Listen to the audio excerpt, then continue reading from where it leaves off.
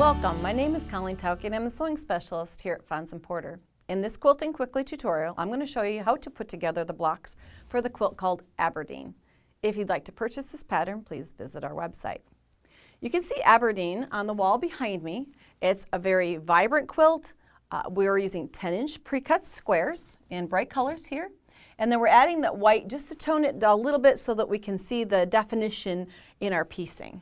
So with those 10-inch squares, we're going to create blocks that look like this. A very simple piecing, a great way to practice your quarter-inch seaming, your pressing techniques, maybe a project that you want to do as a team project, maybe with a new quilter. We're going to be using those 10-inch blocks, and I've got a collection of them here. I'm stacking some of them up.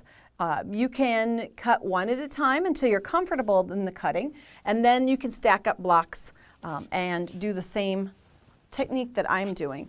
In the directions, it tells you from the 10-inch square to cut a 2-inch strip, a 4-inch strip, and a 4.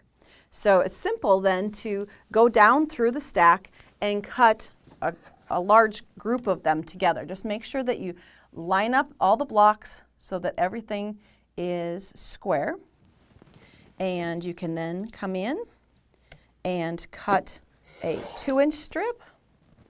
And then, of course, that means that you have 8 inches left. So if you cut that in half, would create 2 4-inch strips, just like that. The nice part about this is then, once you get done cutting all of your pieces, kind of keep them in groups like this. What I'm going to do is kind of simulate where we're going with the block. The 2 wide strips, top and bottom, this one in the center. Because once you've cut all of the required pieces, you can simply scramble them up, if you like to do random, by taking the top one off, placing it at the bottom, and you would have them already scrambled. Some people like to be more intentional and go through and pair them up. This is one way if you haven't done random, this will force you to be random. So as you go down through, then you would have 2 different fabrics in each block. Now, if I were working on this in my sewing center, I would set this aside and have all these ready to go so that I can then put those in my block. What I need, though, is those white strips that kind of calm down the fabrics instead of joining them right up next to each other. Kind of gives a definition through the center. And what we have you do in the instructions is to cut a 10-inch strip and then from that cut 1-inch wide bars. Some people will say, why not cut a 1-inch strip and then subcut it? But if you try to cut a 1-inch strip all the way across the fabric, it's very hard to keep it straight. So if you cut the 10-inch strip like this first, and then come in and cut off the 1-inch bars, your accuracy and the cutting is a little bit easier. It's easier to just go across that 10-inch piece. So then you would be cutting the desired pieces like this from your 10-inch strip. Once you have those all done and you have a nice stack of those, you can go to the sewing machine, and just for time's sake, what I would do is I would take out this center piece and I would join a 1-inch strip to both sides. I guess we just need one layer here, is to add that 1-inch strip to the side of all of the 2-inch wide bars, because then all of that part is complete. I would take them to the ironing board, make sure you're pressing your seam allowances, and in this case it wouldn't matter if you go toward the white or toward the center bar, but if I had all that pressing then done and those all joined, then I could easily come in and then join the outer 2 rectangles and quickly have all of my pieces put together. Once you have completed that, and make sure that you take the time to press. You want to make sure that your block is nice and flat.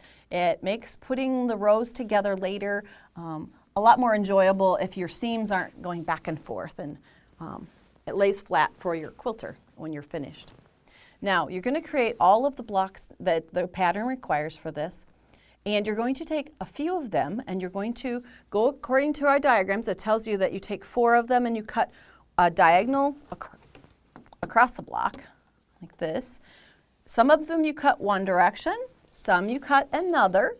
Go by the number. I believe it's 4 go one angle, 3 go another. The reason for that is they become part of the border. And you can see that you'll need different positions.